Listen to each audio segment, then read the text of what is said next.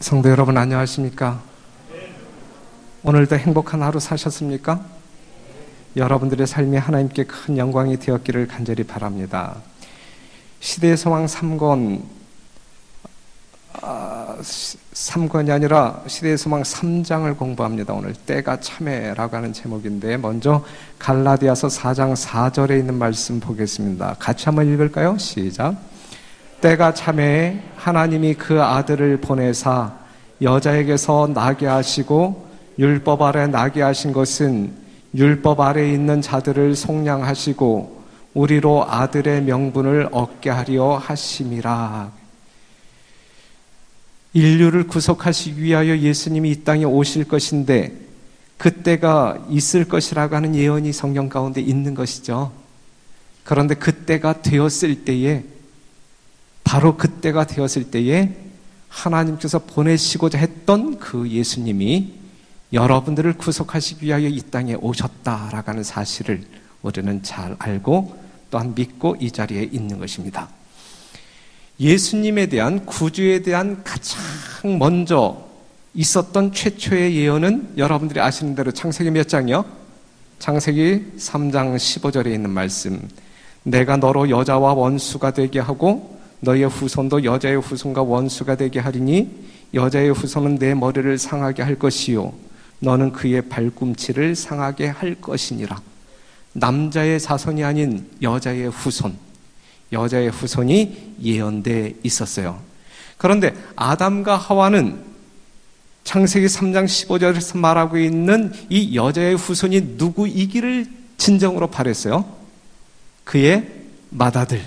그렇죠. 그런데 그의 맏아들 가인은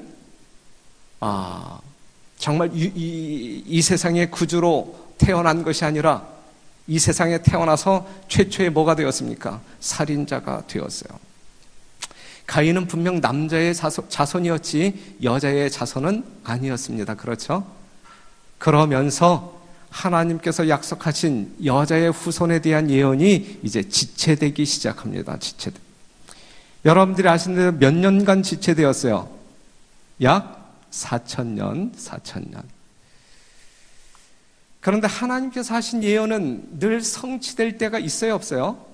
하나님의 예언은 늘 성취된다. 그리고 그때가 있다라고 하는 사실이죠.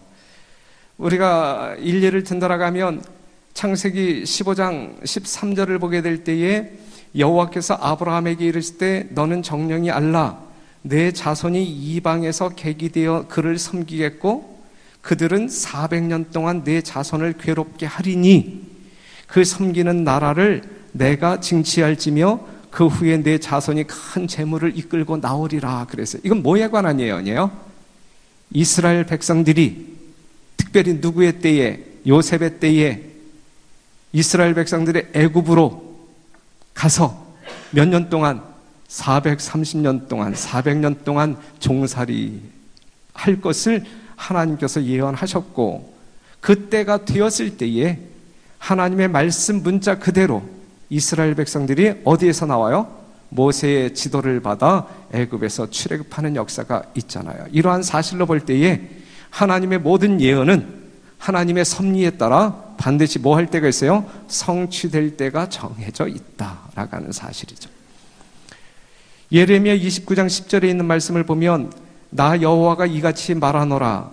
바벨론에서 70년이 차면 내가 너희를 권고하고 나의 선한 말을 너희에게 실행하여 너희를 이것으로 돌아오게 하리라. 즉 이스라엘 백성들이 바벨론 포로로 잡혀간 뒤 몇 년이 지나면 70년이 지나면 다시 너희가 본국으로 돌아올 것이다라고 하는 예언을 하셨고 그때가 되었을 때에 그 예언은 분명히 문자 그대로 성취되었습니까? 성취되었습니다. 하나님의 말씀은 분명 성취되고 끝내시는 역사가 있다라고 하는 사실이죠. 그래서 우리 하나님은 아모스 3장 7절을 보게 될 때 주 여호와께서 자기의 비밀을 그종 선자들에게 보이지 아니하시고는 결코 행하심이 없으시리라. 즉 하나님께서는 어떠한 일을 이루시기 전에 반드시 뭐 하시고 미리 말씀하시고 알려주시고 미리 알려주시는 이유는 우리로 하여금 뭐 하게 하도록 하기 위하여 준비토록 하기 위하여, 또한 그것이 성취되었을 때에 하나님을 더욱더 굳건하게 뭐 할 수 있도록, 신뢰할 수 있도록 그렇게 역사하십니다. 하나님의 거룩한 예언은 족장들과 선자들을 통하여 반복되었고, 그 일이 이루기까지 백성들의 심령 가운데 무엇이 소멸되지 않도록 마음 가운데 있는 소망, 하나님께서 하신 예언의 말씀은 우리들의 심령 가운데 뭘 갖게 해요? 기다림을 갖게 합니까? 소망을 갖게 합니까? 그렇죠. 그렇기 때문에 우리 하나님께서 족장들이나 선자를 통하여 그 예언을 반복적으로 시대마다 우리에게 주시는 것은 우리로 하여금 하나님을 향한 그 소망의 마음이 시들지 아니하고 늘 불붙는 가운데, 생생한 가운데 그날을 기다리도록 하기 위함이다라고 하는 사실이죠. 여러분들에게 예수님의 재림에 관한 약속이 분명히 있는데, 오늘 여러분들의 심령 가운데 그 소망이 아주 생생한 가운데, 갈망하는 심령 가운데 지금 여러분들 심령 가운데서 삶 속에서 활동되어지고 있습니까? 그래야 정상인데, 그렇죠? 그래야 정상인데 여러분들의 삶 가운데 아주 늘 그러한 소망이 가득 차 있게 되기를 간절히 바랍니다. 예수님의 강림에 관한 아주 구체적인 예언은 어디에 나오냐면 다니엘서 9장에 나옵니다. 다니엘서 9장 25절 이하를 보게 되면, 그러므로 너는 깨달아 알지니라. 사랑하는 성도 여러분, 우리 하나님께서 우리에게 주시는 말씀, 그러므로 너희는 뭐 할지어다? 깨달아 알지어다. 여러분 모두가 성경 모든 말씀을 깨달아 알아야 되는 거예요. 예루살렘을 중건하라는 영이 날 때부터 기름 부음을 받은 자 곧 왕이 일어나기까지, 여기서 기름 부음을 받은 자 곧 왕이 일어나기까지, 여기서 말하고 있는 왕은 누구를 이야기해요? 예수 그리스도. 그때까지 7일에와 62일에가 지날 것이요 그때 곤란한 동안에 성이 중건되어 거리와 해자가 이룰 것이니라. 그 다음 62일 후에 기름 부음을 받은 자가 끊어져 없어질 것이며, 예수님이 어떻게 하실 거에 대한 예언이 있어요? 죽으실 것임에 대한 예언이 있어요. 27절, 그가 장차 많은 사람으로 더불어 한 이래 동안에 언약을 굳게 정하겠고 그가 그 이래의 절반에 제사와 예물을 금지할 것이며, 이 말씀을 보게 되면 예수님이 예언 가운데 언제 이 땅에 태어날 것이고 언제 죽으실 것인지에 대한 시간적인 예언이 있어요, 없어요? 있어요. 그런데 이 예언을 소유한 하나님의 거룩한 백성 이스라엘 백성들이 알았어요, 몰랐어요? 몰랐어요. 그렇죠, 몰랐어요. 예수님의 탄생과 죽음이 2300주야의 예언 기간에서 이루어지는데, 하지만 모든 사람들이 그 예언을 바로 해석한 것은 아니다라고 하는 사실이죠. 오늘 여러분들의 손에 하나님의 거룩한 예언의 말씀이 있는데, 여러분 모두가 하나님의 거룩한 예언을 정확히 바로 이해하고 알아야 할 것입니다. 이것이 우리의 생명이라고 할 때, 그렇죠?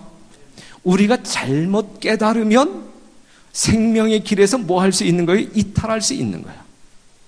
예수님의 십자가가 골백번 이 땅에서 세워졌다 할지라도 우리가 그 진리에서 벗어나게 될 때에 우리는 그 생명의 길, 분명한 그 길을 놓칠 수 있는 거예요. 그렇기 때문에 여러분들의 삶 가운데 하나님의 거룩한 진리의 말씀이 명확히 이해되어지고, 또한 분명하게 믿어지고, 또한 강한 믿음을 가지고 여러분들의 삶 가운데 실현되어지기를 간절히 바랍니다. 그런데 성경에 나와 있는 모든 예언의 초점은 누구에게 있는 거예요?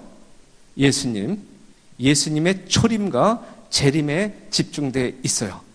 구약 성경은 예수님의 초림에 관한 예언이고, 신약 성경은 예수님의 재림에 관한 예언이라고 말할 수가 있습니다.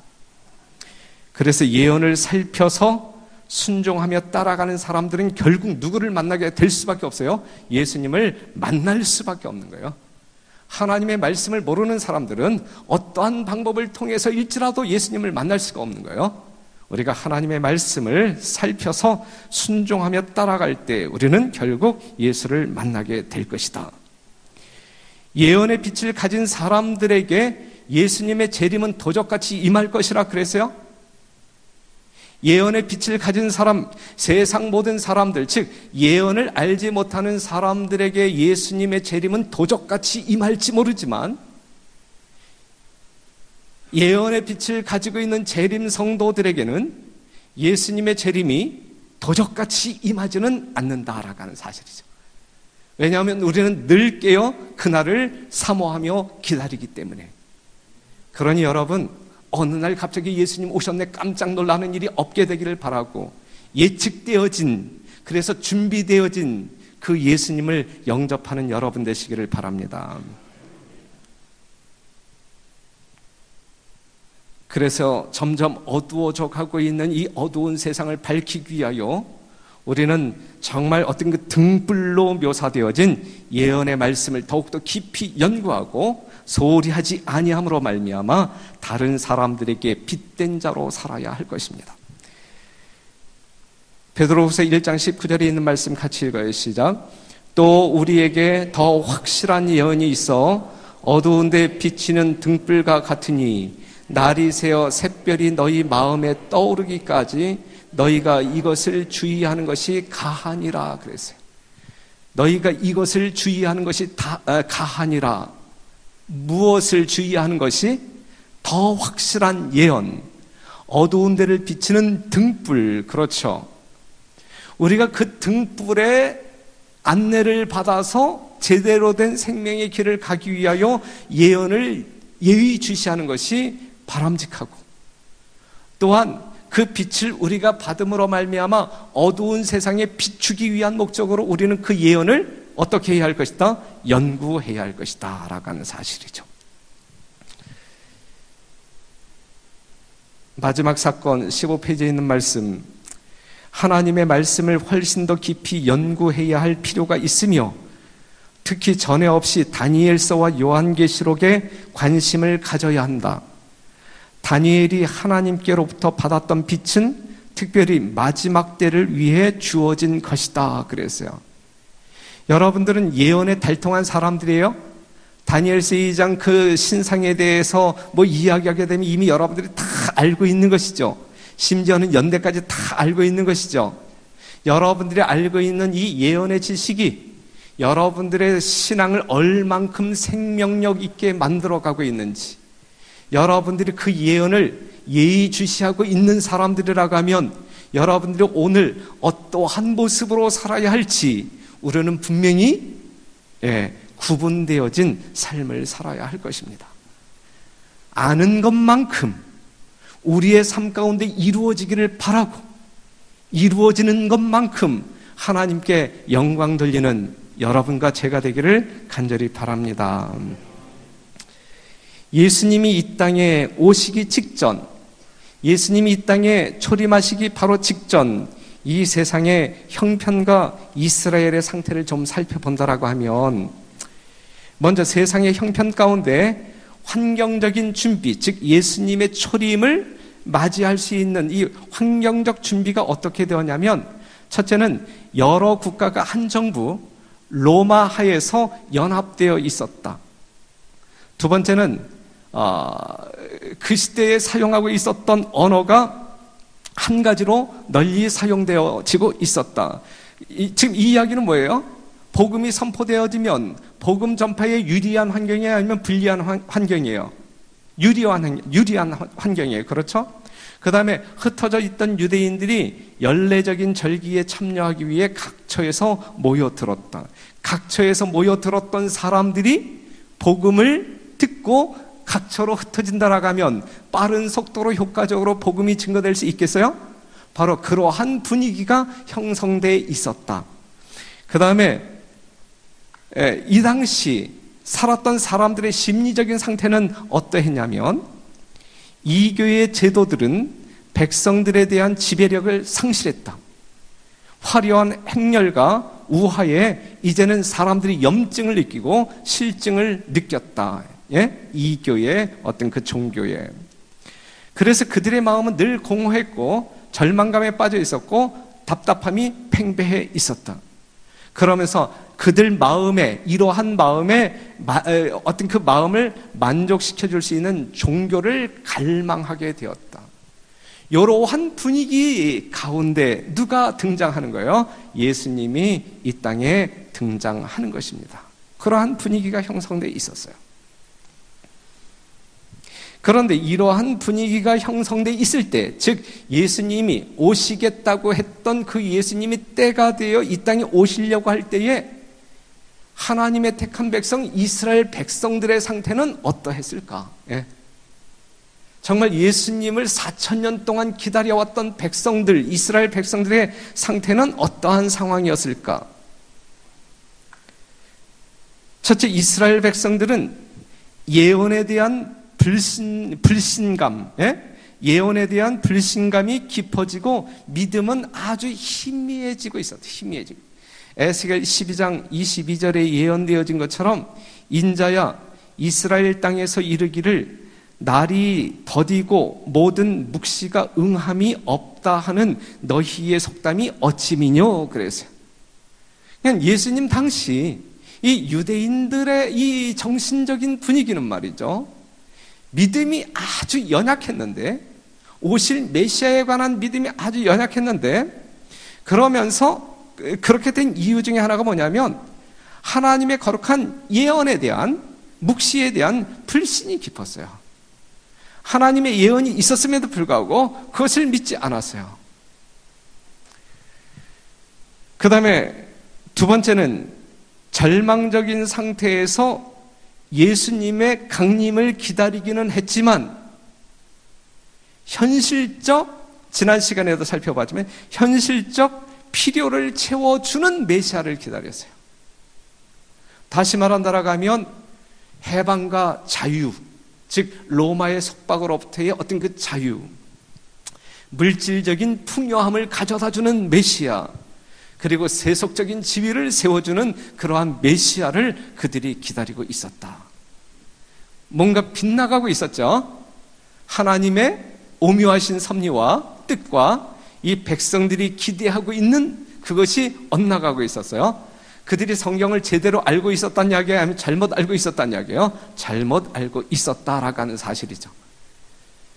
오늘날에도 하나님의 말씀과 더불어 사는 우리가 하나님의 말씀을 잘못 알고 있을 때에 우리는 잘못된 신앙을 세상 가운데 나타낼 것이고, 우리의 잘못된 신앙 표현이 세상 사람들로 하여금 하나님을 조롱하게 만들 것이다 라고 하는 사실.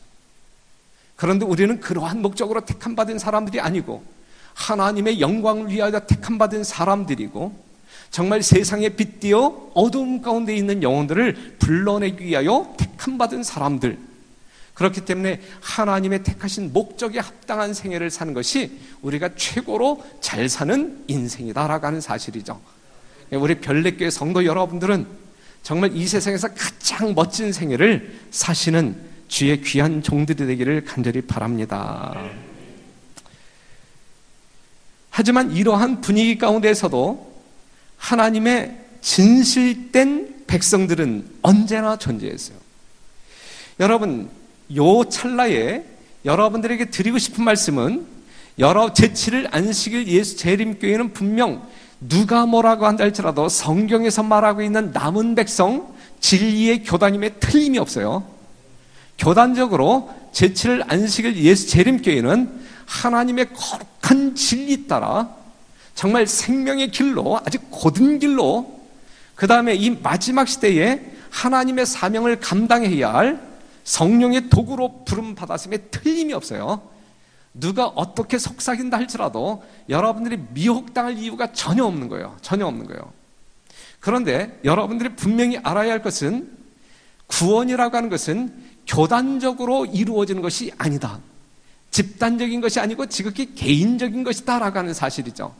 그렇다고 하면 여러분들이 마지막 시대에 하늘 가기 위하여 준비하는 사람들이라고 하면 제7일 안식일 예수 재림교 안에서 진정한 남은 자가 되어야 할 것입니다. 그렇죠? 예. 이 교회 울타리 안에 들어와 있기 때문에 내가 하늘에 가겠지. 이 막연한 믿음, 이 착각, 그건 대단한 착각이에요. 그것은 큰일 납니다. 그건 아니에요. 그렇죠? 예. 하나님의 말씀을 믿고 따를 때 그 백성들이 진짜 하나님의 백성이 될 것입니다. 예수님 초림 당시에도 이스라엘 백성들이, 택함을 받은 이스라엘 백성들이 그렇게 혼미한 상태에 있을 때에 그래도 하나님께서는 언제나 진실된, 누구에게 무릎 꿇지 아니한, 바알에게 무릎 꿇지 아니한 그 7,000명을 우리 하나님은 늘 가지고 계신다. 그러한 무리 중에 여러분들이 속하게 되기를 간절히 바랍니다. 반드시, 우리는 반드시. 그래서 여기 있는 말씀을 보게 되면 진리의 빛이 사람들로부터 떠나버린 듯 하였으나 빛을 갈망하는 영혼들, 그리고 당혹감과 슬픔으로 가득 찬 영혼들이 있었다. 그들은 살아계신 하나님에 대한 지식과 무덤 저편의 삶에 대한 어떤 확증을 찾고자 갈급하였다. 이러한 사람들이 있었어요. 그 다음에 유대 백성 외에도 하늘의 교사가 나타나실 것을 예언한 사람들이 있었다. 이 사람들은 진리를 찾고 있었으므로 영감의 영이 그들에게 주어졌다. 어두운 하늘에 하나 둘 떠오르는 별과 같이 이런 교사들이 일어났다. 그들의 예언의 말은 많은 이방 사람들의 마음속에 소망의 불을 붙여 놓았다 그랬어요. 여러분들이 소유한 진리가 다른 모든 사람들에게 소망의 불을 당겨놓는 역할을 하게 되기를 바랍니다. 유대인 중에 하나님에 대한 지식을 보존하여 온 거룩한 혈통의 후손인 견실한 사람들이 있었다. 그런데 이러한 사람들이 다수였어요? 소수였어요? 소수였다, 소수. 그렇죠. 예. 지금 이 화요일 저녁 예배에 참석하는 사람들이 안식일 날 참석하는 숫자와 비교할 때에 다수예요, 소수예요? 소수. 소수가 갖는 의미가 무엇인지, 소수의 사람들이 갖는 신실함이 무엇인지, 우리는 무엇을 추구해야 할지, 하나님의 말씀 가운데 우리에게 당부한 그 말씀을 우리는 따르는 사람들인가 아니면 게을리하는 사람들인가? 여러분들은 하나님의 말씀을 연구하고 또한 하나님의 말씀대로 살고자 애쓰는 성령과 연합하는 귀한 종들이 되기를 바랍니다. 그래서 하나님께서는 이스라엘 백성들에게 하늘의 빛을 비춰주시고 그들을 통하여 온 세상 모든 사람들에게 그 빛을 뭐하도록? 반사하도록 계획하신단 말씀이죠. 그렇죠? 그런데 같이 읽어요. 시작. 그러나 유대인의 완미한 신앙으로 빛의 전파가 지장을 받았다. 유대인의 완만한 신앙으로 빛의 전파가 지장을 받았다. 오늘날 이 마지막 시대에 재림 성도들의 완만한 이 미지근한 신앙으로 말미암아 빛의 전파가 지장을 받는다라고 하면 우리가 그 책임을 어떻게 감당할 것인가? 유대인들은 영생이 되는 그 진리를 독점하려고 하였다. 그들은 신선한 만나를 저장하여 두었으나 그것은 뭐 했다? 썩어버렸다. 우리가 이스라엘 백성들이 광야 여행 기간에 우리가 봤죠. 예?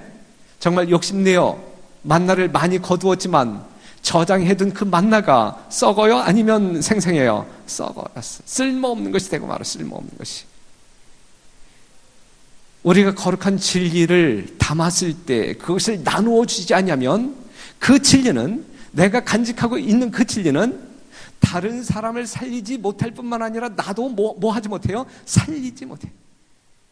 간직하는 진리는 나 자신도 다른 사람을 구원하지 못할 뿐만 아니라 나 자신도 구원하지 못한다라고 하는 사실이죠. 내가 간직하고 있는 그 진리를 나누어 줄 때 비로소 다른 사람도 살릴 수 있고 나도 뭐 할 수 있어요? 살 수 있다라고 하는 사실. 성서적인 원리예요. 맞습니까? 성서적인 원리예요. 명심하시기 바랍니다. 그래서 우리 별내교회 모든 성도들의 심령 가운데 죽으나 사나 하나님께서 택하신 목적, 우리가 하나님의 남은 백성 된 그 부름의 목적에 합당한 생애를 살아야 할 것입니다. 그것은 자나깨나 뭐예요? 오직 영혼구원이에요. 영혼구원. 우리가 입으로만, 구호로만 외치는 영혼구원이 아니라 실제적으로 정말 이 공간이 정말 다른 교회에서 온 재림 성도들로 가득 찬다 할지라도 그것이 이 교회가 부흥하고 성장했다라고 말할 수 없는 거예요. 그것은. 그렇죠? 정말 여러분들이 살려낸 영혼들이 이 공간 안에 많은 부분을 차지할 때, 아, 이 교회는 진실되게 성장했구나라고 말할 수 있는 거예요. 그래야 우리가 하나님께 뭔가 떳떳하게 드릴 수가 있는 것입니다.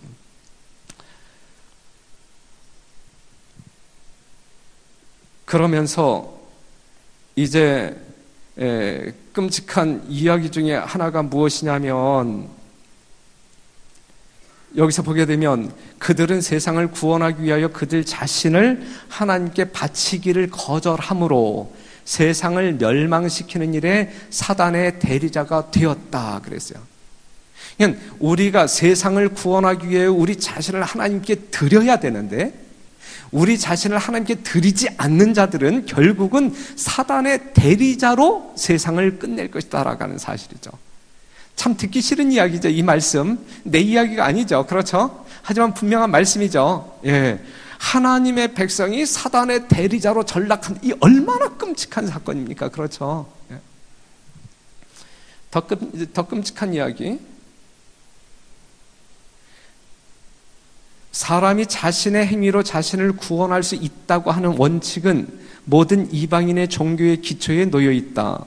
이 원칙이 이제 유대 종교의 원칙이 되었다. 사단이 이 원칙을 심어 놓았다. 이런 원칙이 신봉되는 곳에서는 어디서나 사람은 죄를 막을 방벽을 갖지 못했다. 이게 뭐냐면 행함으로 말미암는 의냐 아니면 믿음으로 말미암는 의냐 이거예요. 나의 의로 구원받을 것이냐 아니면 그리스도의 의로 구원받을 것이냐 이거예요. 행함으로 말미암는 의는 분명 누구의 교리예요? 사단이 만들어 놓은 거짓 교리. 우리는 정말 십자가에 돌아가신 예수 그리스도의 거룩한 보혈의 공로 의지하여서만 구원받는다라고 하는 이 성서적인 유일의 구원 논리, 이것 끝까지 지탱하고 의심 없이 받아들이고 믿고 따라야 할 것입니다. 그렇기 때문에 여러분들의 의를 많은 사람들 앞에 자랑할 이유가 전혀 없는 것이고, 우리는 진짜 자나깨나 자랑할 것이 있다고 하면 오직 예수님의 거룩한 사랑, 십자가, 그거 말고는 전혀 없는 거예요. 그렇죠? 여러분들이 아무리 40년 동안 50년 동안 이 교회를 떠나지 않냐고 몸담고 죽도록 이 교회를 충성해 왔다 할지라도 그것이 어느 누구에게 자랑거리가 될 수 없는 거예요. 그렇죠? 예. 우리 하나님께서 굽이굽이 지켜주심에 대하여 간증할 수 있어야 되고, 그 영광을 하나님께만 돌릴 수 있어야만 될 것입니다. 하나님께서 진리의 기둥과 터가 되도록 부르신 백성이 사단의 대리자가 되었다. 그들은 사단이 그들에게 행하기를 원하는 그런 일을 하면서 하나님의 품성을 그릇 나타내는 행동을 취함으로 세상으로 하여금 하나님을 폭군으로 생각하게 하였다. 성전에서 봉사하는 바로 제사장들 자신이 그들이 행하는 제사의 의의를 잃어버렸다. 그들은 표상을 넘어 그 표상의 실체를 보는 일을 그치었다. 그들은 제물을 드리는 일을 연극하는 배우같이 하였다. 하나님께서 친히 정하신 의식들이 마음을 어둡게 하고 마음을 완고하게 하는 방편이 되었다. 하나님께서는 이런 사람들을 통하여는 인류를 위하여 그 이상 아무것도 하실 수 없으셨다. 이 모든 제도는 일소되어야 했다 그랬어요. 의식이 중요해요, 중요하지 않아요? 의식이 중요해요, 중요하지 않아요? 중요하죠? 지금 이러한 의식이 중요해요, 중요하지 않아요? 중요하죠? 그런데 의식의 어떤 그 껍데기가 중요해요? 아니면 그 안에 있는 내용이 중요한 거예요? 중요한 거예요. 내가 설교 시간에 참여했다가 중요해요? 아니면 설교를 들었다가 중요해요? 설교를 들었다가 중요해요. 설교를 들었다가 중요해요? 아니면 설교를 통하여 하나님의 음성을 들었다가 중요해요? 하나님의 음성을 들었다가 중요해요? 아니면 내가 하나님의 음성대로 사는 게 중요해요? 그게 살아있는 믿음이에요. 그게 진정한 예배가 되는 것입니다. 그렇죠? 설교를 듣는 여러분들이 되기를 바라요. 목사의 어떤 그 이야기가 아니라 설교를 통한 하나님의 말씀을 들어야 되는 거예요. 그렇죠? 예. 그래서 내가 오늘 하나님의 말씀을 듣고 간다. 예. 그래서 여러분들의 영적인 발전에 진정한 어떤 그 적용이 있어야 할 것입니다. 이 말씀이 진짜 조금 아주 심각한 말씀인데, 하나님이 거하실 성전으로 지음을 받은 사람의 몸은 악마의 거처가 되었다. 악마의 거처가 되었다. 사람의 감각, 신경, 감정 및 기관이 필요한 정욕의 방종을 행하는 일에 초자연적 대리자들로 말미암아 움직여졌다. 악마의 인이 사람들의 얼굴에 찍혀 있었다. 사람의 얼굴은 그들을 사로잡은 악의 군대들의 표정을 반사하였다. 세상의 구주께서 보신 광경이 이러하였다. 무한히 정결하신 자께서 보실 때에 그 광경이 어떠하였으랴 그랬거든요. 하나님의 말씀을 무시하는 사람보다 두려운 존재가 있을까? 하나님을 두려워하지 아니하는 사람들과 면대하는 것보다 두려운 일이 있을까? 목사인 저에게는 그것보다 두려운 일이 없다라고 생각이 되어져요. 그렇기 때문에 성도들과 어떠한 회의를 하든 어떠한 대화를 하든 여호와 가라사대 함에도 불구하고 이 말씀을 반박해서 자기의 주장을 펴려고 하는 사람을 만나게 되면 저는 상당히 무서워요. 그것이 집사이든 평신도이든 장로님이든 하나님 말씀 가운데 이렇습니다.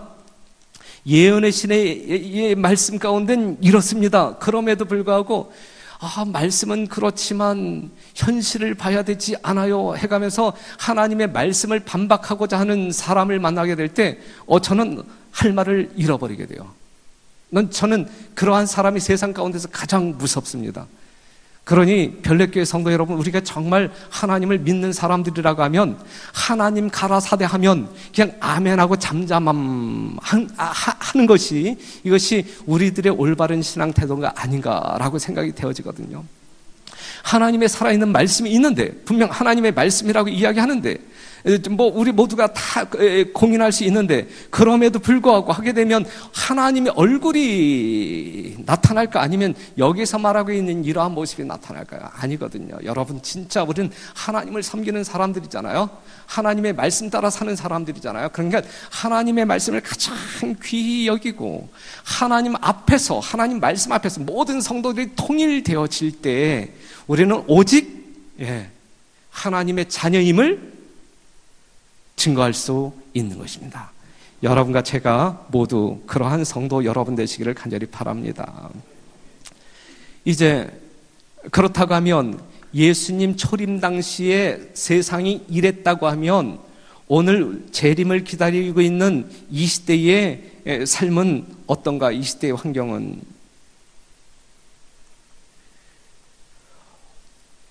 오늘날 영어라든지 인터넷을 통하여 온 세상이 하나 되어져 가고 있나요?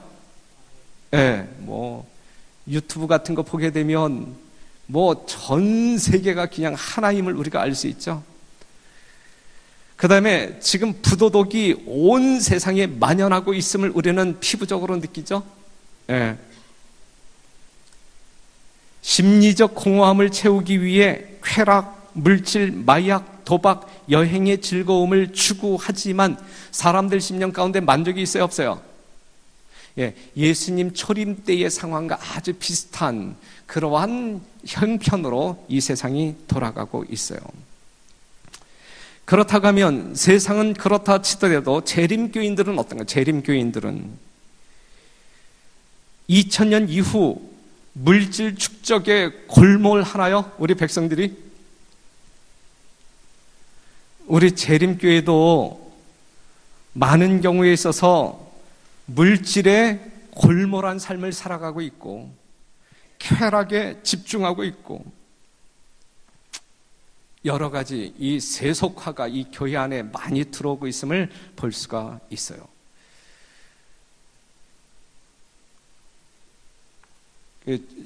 마지막으로 그 시대의 소망이 있는 말씀을 하나 보면, 죄로 말미암아 파괴된 품성을 다시 새롭게 형성하실 수 있는 분은 오직 누구밖에 없다. 예수님밖에 없다. 그는 사람의 의지를 지배해 온 악마들을 쫓아내시려고 오셨다. 그는 우리를 진토에서 건져내어 손상된 품성을 당신의 거룩하신 품성을 따라 재형성하시고 그 품성을 당신의 영광으로 아름답게 만드시기 위하여 오셨다. 누구에게 오셨다? 나에게 오셨다. 이렇게 이러한 목적을 가지고 오신 그 예수님을 개인적으로 만나시는 여러분 되시기를 간절히 바랍니다. 이러한 예수님을 개인적으로 만날 때 개인적인 영적인 손상된 품성이 치유될 수 있는 것이지, 별내교회에 임하신 예수님 아니에요. 그렇죠? 다른 장로님의 예수님 아니에요. 그렇죠? 우리 부모님의 예수님 아니에요. 나의 예수님이어야 내가 이렇게 치유될 수 있는 거예요. 영적으로 살아날 수 있는 거예요. 이러한 경험이 여러분 모두에게 꼭 있어야 할 것입니다. 여러분, 예수님의 재림에 있다가 찾다라고 말씀하실 수 있나요? 여러분 스스로가? 예수님의 때는 심히 임박했다. 그렇다고 하면 우리는 어떻게 살아야 할까? 어떻게? 정말 이론적으로 지식적으로 살아야 할까? 이제는 실천하는 믿음을 가지고 살아야 할까? 여러분들의 믿음은 어떠한 믿음이어야 할까?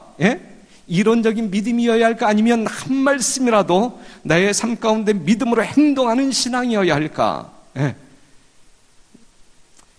또한 생명이여 빛이신 예수 그리스도께 연결돼 있어야만 나는 계속적으로 생명력을 공급받음으로 성장할 수 있다라는 사실이죠.